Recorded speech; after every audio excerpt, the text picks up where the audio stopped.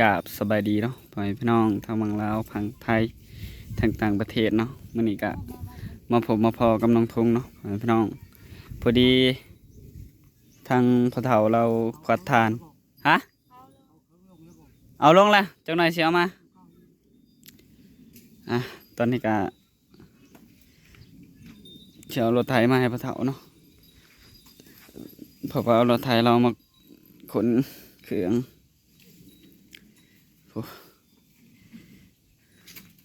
เอาสบายดีเด้อทางพ่อเฒ่ากล่องมันอยากมัวๆเว้ยเจ้ากินข้าวแล้วกินกับอิหยัง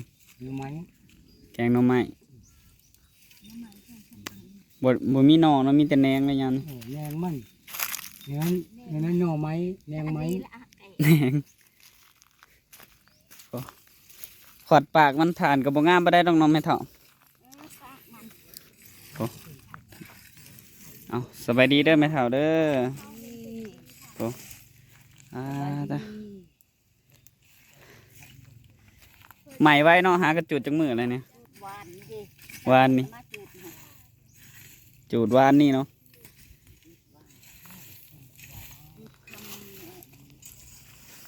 คันมาเอาลังสีใส่มันใหม่ไว้แล้วก็มันใหม่อันนั้นโพดไม่โพดใดฉันก็ที่มันมุนแบบตะมุนอะไรทาง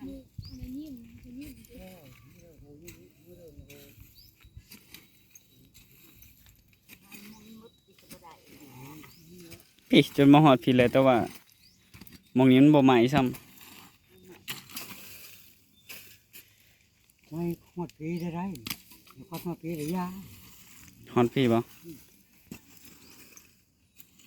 มันนี่วันเป็นกิเลยจะสบายพวกเราไม่ทำมันไม่อยู่ไหนกินเลยมันมีวันไว้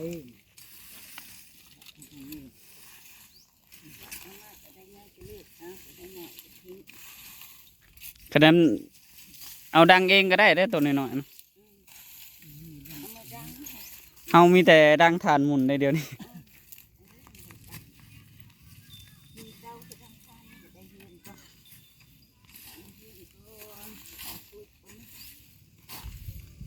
เดี๋ยวตูบดีๆก่อนบ่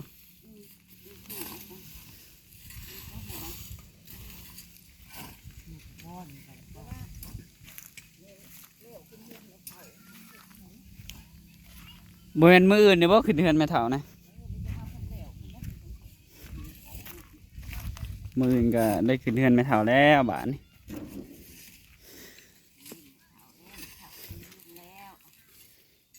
มันมีวันไว้แค่เลยแหละ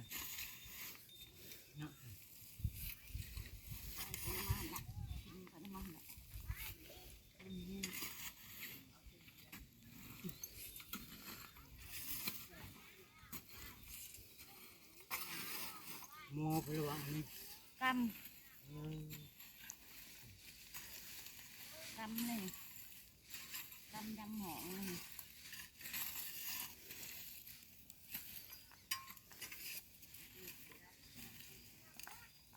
กำกุ้งอีกกุ้งเดี๋ยวทางน้องทงสิพาไปเบิ่งพื้นน้องทงเนาะได้หลายได้หน่อยไปหับชมนำกันพ่อแม่พี่น้องมานี่ก็เห็นเตาถ่านปลานางเนาะตัวนี้ปลาเตาใหญ่เติบเตาถ่านปลานางหันมาทางนี้ก็เตาถ่านไอเจิดหรือว่าไอ้กำซุกเนาะอันนี้เราขวัญแล้วเลย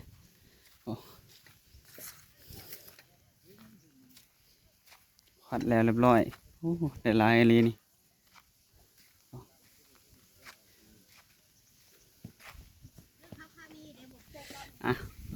ทางปานางเอาสบายดีปานางเห็ดอีหยังอันนี้นะปานางเห็ดอีหยังอะไรนี่มกหน่อไม้หน่อไม้อันบ่แม่นหน่อมันเนาะแหนงทานไอจืดงามไหมขอทานในลูกชายเนาะปานางก็ได้ยิบหากันแล้วกินไหมหยิบแล้วเลยได้หอด50จักแล้วหมอขายไปก่อนเลยดิขายไปน้ำอีก โอ้ได้หลายเติบแล้ว 38 สอบ อ๋อถูกจะว่ารวมไปเกือบหอด70น่ะ บ่ฮอดดอกตามกระเบือได้นี่เพชรก็บ่จักแหละ เอาซีมมึงก่อน ไปเดี๋ยวไปเบิ่งพื้นเอาเองก่อน มื้อนี้คือได้จุ๊บด้วยว่ะ ตอนนี้ก็มาเบิ่งพื้นน้องทงเนาะพื้นนี่ก็มีกกสลามะเกียงน้ำเนาะแบบมันกินคนพ่อแม่พี่น้องเอ้ยแต่ว่าเดี๋ยวจักหน่อยก็สิได้กองแล้วแหละเพราะว่าหาไม่น้อยอยู่เนาะได้3 โหลดพูกองมึกใหญ่หนึงนี่กกสลามะเกียงนี่แต่ว่ามันตายแล้วเนาะถ้าว่าจูดเป็นฐานแล้วมันก็อาจจะบ่กินคนเนาะมัน จูดเป็นฐานแล้วก็ยังกินคนจะพิลึกแล้วเนาะทางนุทงบัดมันบุกินเนาะพี่น้องโอ้อันนี้ก็ไม่อาลางไม่ติ้วก็มีทางนุทงตัดมานะ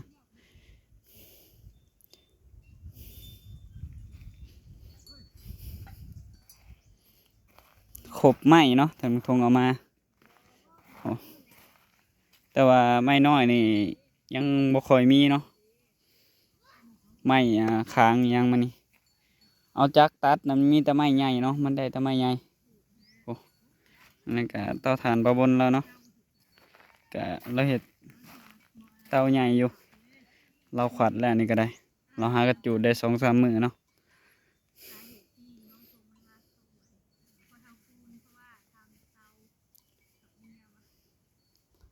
ทางบ่เฒ่าเราก็หาก็ขวัดมื้อนี้เนาะแต่ว่าเราขวัดปากมันน้อยเดียวนึงเนาะก็ทางทงมื้อหน้าทางทงน่ะไปตัดพื้นเนาะก็เลยบ่ได้ซอยพ่อเฒ่าแต่ว่าขวัดปากมันก็เดี๋ยวจักหน่อยก็สิไปซอยพ่อเฒ่าเพราะว่าเราขวัดปากมันตอนนี้โอ้เดี๋ยวไปเบิ่งต่อแทนไม่เฒ่าต่อบาดนี้เนาะตา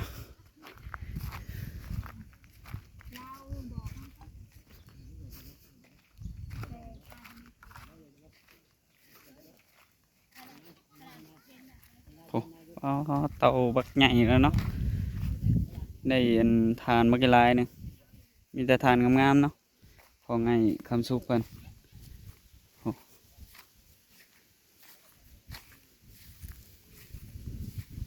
อันนี้ก็พื้นของแม่เฒ่าเนาะพวกเรา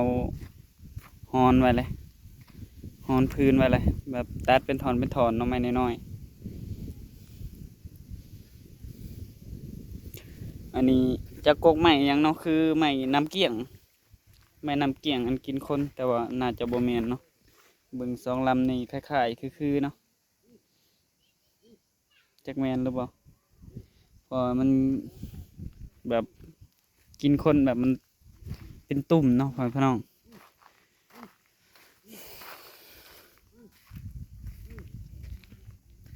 แดดจากส่องๆเนาะมันจากกล้องก็จากมัวๆจังได้เลยนี่นะโอเคเนาะเอาสิพอแล้วบ่เจ้าขวัญเนี่ย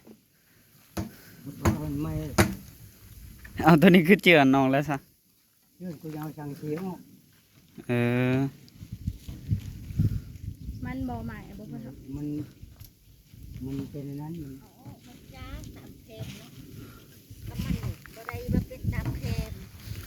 บ่เผาออกก็ได้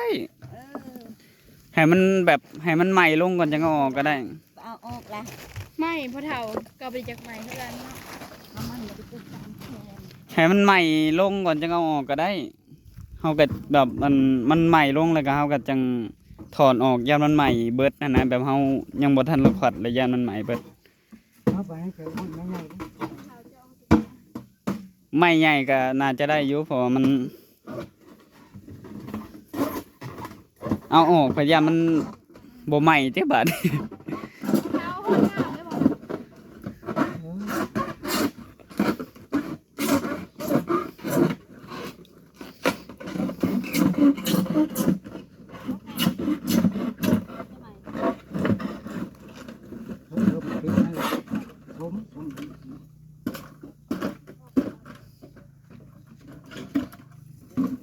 ถ้ามันใหม่โยบลงก่อนจังเอาออกก็ได้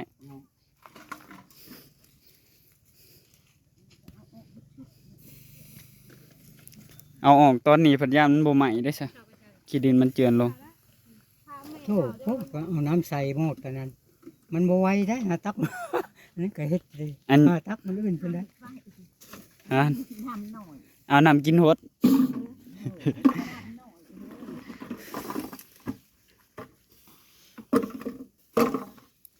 นี่น้ำผ่าน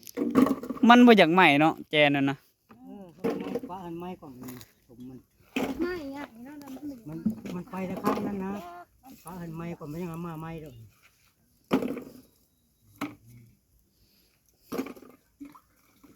จะไม่มันจะได้หลายหลายกินหน่อยเลยนะ เอาชมลืมสบายดีสบายดี โอ้น้องสาเพิ่นมาเก็บถ่านซอยแม่เฒ่าเลยเก็บเอาแล้วแม่อันตัวหมุนนะเก็บอันตัวหมุนไปดังไฟนะ พ่อเคยเห็นตลาดลูกจะเต้าเฮือนกับนักกะเป็น ข้างนี้มันมีไม้จังเป็นเลยคว้าอันก่อนคว้าอันไม้มันติดนี่ล่ะ ย่านไม้ทางนี้ผัดไม้น้อยทางนั้นผัดไม้ใหญ่มันก็เลยมาทางนี้หลายกว่าย่านมันมาทางไม้น้อยนี่หลายกว่า ไม่คันนั้นนะไม่ใหญ่เลยอันนั้นมันนานใหม่นะ มันไม้ซ่าไม้ใหญ่นะมันก็เลยมาใหม่ทางไม้ตัวน้อยนี่ ไม้ผมมัน ของเฮาสิตัดขาของมัน เออ บั่นค้างเอาจากบั่นแป๊บเดียวค่อยเอาค้าง โอ้ค้างน้อยๆนี่ก็อยากเอาจักบ้านเพิ่นนะ เจ้ายังบั่นเอา เอาผ้าหรือว่าตัดเอา เอา เนาะ เลื่อยเอาเนาะบั่น เอาผ้าเอาเลื่อยเอาก็คือได้อยู่อันนี้เอาจักบ้านรถค้างมันไม่เอาน้อยๆทำแขน หาสองแค่ เอาก็ทำแขนแล้วพอดี เขาบ่เคยเห็น เอาน้อยโพดมันก็บ่ได้แล้วว่ามันค้างใหม่ก่อน พื้นมันใหม่บ่เบิดไปเห็นนั่นได้บ่ เอากล้องก่อนเลยห้ามหักกระเบิงว่าอันนะพ่อหรือบ่พ่อเคยทำบ่พ่อก็ไปตัดเองกล้องเบิ่งก่อนคันหา เมียนระบอกกองเมียนกวาดแล้วบ้าง แม่งบ่ได้กวดครับบ่ได้ไปกวดอะไรทง บัดเลยจึงไปกวดมื้ออื่นกองละมื้ออื่น เฮาหาก็ไปเตรียมเมียนเนาะ เขามาสั่งมันทานร้ายเลยเนาะ ก็สั่งหลายจริงเนาะเฮา เขามาถามตลอด แม่ เลย เท้าซิเมื่อมือนั่นได้ใช่ไหมเท้าจ้ะ อื่น มืออื่น มื้ออื่นสิมื้ออะไร แม่เท้าซิเมื่อมือ เมี อื่ ย น นก็มา มืออะไรก็ม่านเท้า ช่วงคืน นอนเทือน2 คื เงิ น นที่เขาเอาบักอันนะ อ๋อยาลาโบมีเขากิน ยันลูกชายบ่มีข้าวกิน มาโดนเตะ ผู้น่ะควัดแล้วนี่ควันแล้ว เบิ่งคืนระบอก สาออกยังหดก็ได้นะ ไอ้ทงเอายังไปส่วนออกกี่อัน ฮะ กี่ฐานในเตาหอนี้ เอาคาดกวาดอันขี้ถ่านออกมาแล้วก็เอาเอาอันส่วนเอาขี้เลื่อยออกก่อนนี่มันบ่ยากดอกนะ มันไม่อยากได้ไอ้ทงวะ มันบ่ยากเนาะ ติดก็ นี่ อันนี้ก็ควันอีกเลยได้นั่นนะ ไม้มันเป็น ห่อนที่ว่ามันทักใหม่คือสอบจนมันห่อนเนาะ ห่อนใหม่แล้ว คือเก็บตอนนั้นนะหายใหม่เบิดเลย ไอ้ทงเห็ดสอบภายใหม่ตอนนะ โยมีแต่ว่าเร่งเก็บว่าซั่นอันหาก็ขวัญมาก็เก็บแล้วมันก็ใหม่ตัว อันนี้ก็คือเล่นมันยังห่อนเลย เวลาจังเก็บให้มันเย็นก่อนถ้าบ่เย็นและไหม้รถเลยสอบนะ มันยังอยากห่อนอยู่เลยมันเขา นอนอยู่บ่ หรือว่าทาให้มันเย็นก่อนบ่จริงเจ็บ เบิ่งนี่มัน ถ้ามัน ห่ เย็ อน น เล ก็ ยญาติมันใหม่สอบนี่มันเขา เจ้าใส่ไม้น้อยข้างเดียวบ่นี่ข้างนี้รู้คือสิมีไม้น้อยไง ใช่อยู่ฮะมันบ่ลายนะก็มันบ่ไหม้ไปนะข้างนี้ไม้น้อยลายไป มันไปไวนะไม้น้อย ไว้ข้างนั้นนั่นว่าอย่างนั้นไม้จะก้อนสมบัติเป็นไม้ลูกเสือก็มันสมมันได้ท่านบ่ไม้ ถ่านไอ้ท้องถ่านมันยังห่อนอยู่ยังเผาอยู่ บ่พอเก็บก็ ยัน ได้ มันใหม่ยันมันใหม่ก็สอบ ผู้ไปเบิ่งทางพุ่นแล้วนะน่าจะเย็นนะติทางนั้นเนาะ ทางนั้นเย็นแล้วทางนั้นเก็บในกระได พี่มาเก็บทางนี้บัดนี้มันเย็นแล้ว ใช่ป่ะ นางน้อย ใส่ ห เสื้อย างปลาเพิ่นใส่เสื้อใหม่บ่แล้วนะ ใส่ดังน้อยดังน้อยดิ่งเจ้า ตูบเอ้ยก๊อกเนาะหรือว่าเอ้ยน้อย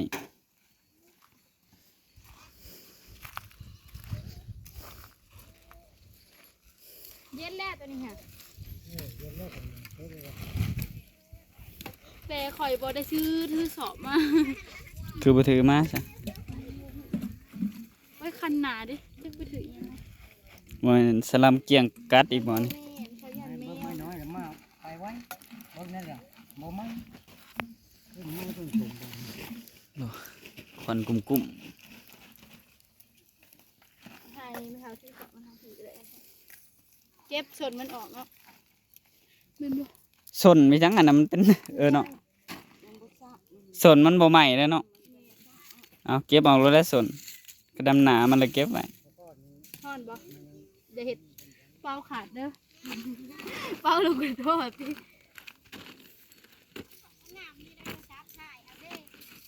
ฮะ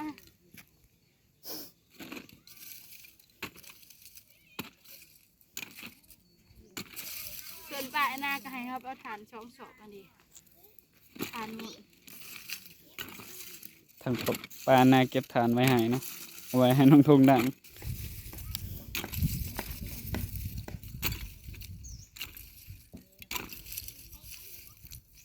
ใบไม้บ่เอาบ่ไอ้น้อง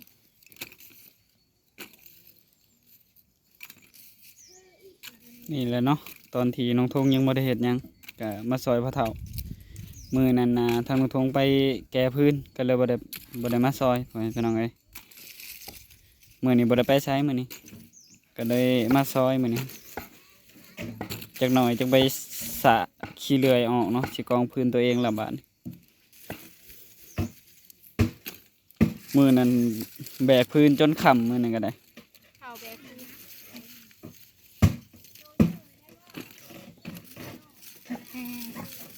เพราะว่าทางน้องทงก็บ่ได้ลงคลิปเองแน่เนาะก็เลยแบบมาแม่ FC เพิ่นบ่เห็นทางคลิปน้องทงว่าซอยผู้ใดแน่หั้นนะทางน้องทงก็มื้อนั้นบ่ได้มาซอยพ่อเฒ่า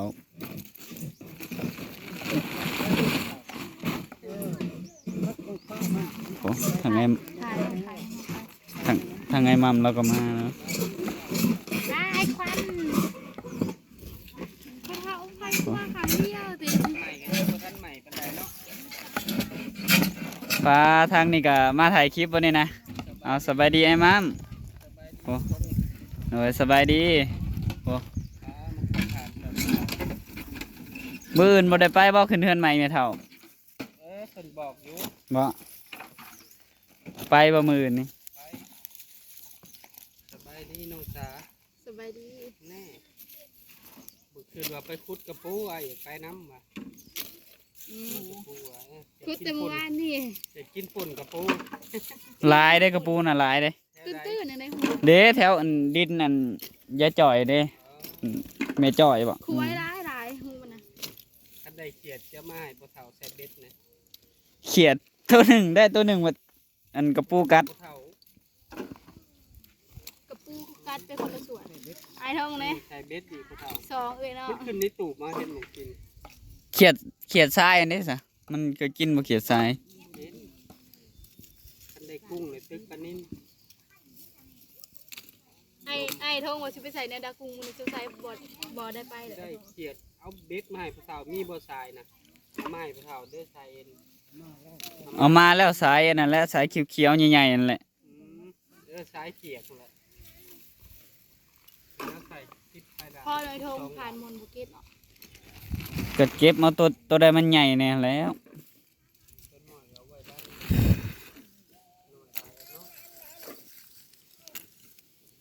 ทางไม่เท่าคนจะเก็บทางคน จับไผแล้ว ไม่ลุกนะครับมันนะ เก็บแต่ก็ไปเห็น มันมาจากทางนี้ทาง พูนนะน้ำอยู่ในขู่นะเพื่อนเนาะจุ่มใช่จับไผแล้วนี่นะ บอก จับหูจับหู ใครบ่เห็นนะ ดับได้อีกนะโมแน่เลยนะแม่ไอ้อะอยู่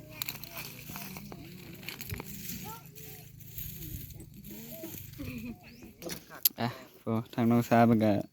กำลังเก็บทานให้แม่เฒ่าอยู่นี่นะแม่เฒ่าเราก็ชิเมื่อเลยเรายันลูกชายเราบ่มีข้าวกินอยู่บ้านเนาะ เตรียมสอบไปได้ บ่มีเงินสีเขาวแห้งเลย อยู่บ้านก็ได้ คือบ่เอาน้ำฮดอ่ะนะ น้ำบ่มี หุ่นน่ะน้ำอยู่ทางพ่อเฒ่า ของเนี่ยเขาสิบอกเขาให้เด้อ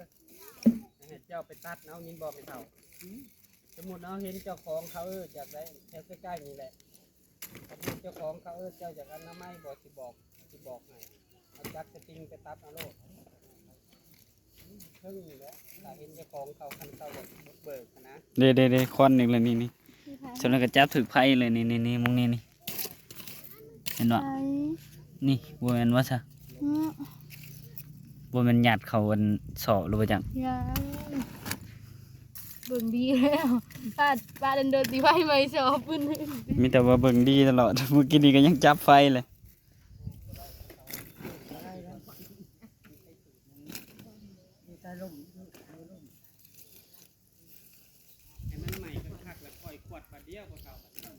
ว่าจะไปใส่แนวดักกุ้ง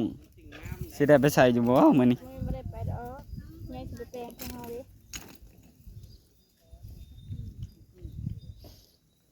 ไปหาขุดกระปูอยู่บ่มื้อนี้มื้อแรงเนี่ยบ่มีแนวกินเลยนะ ตามไอ้ทรงว่าสิไปขอยได้เบิดเคยนะ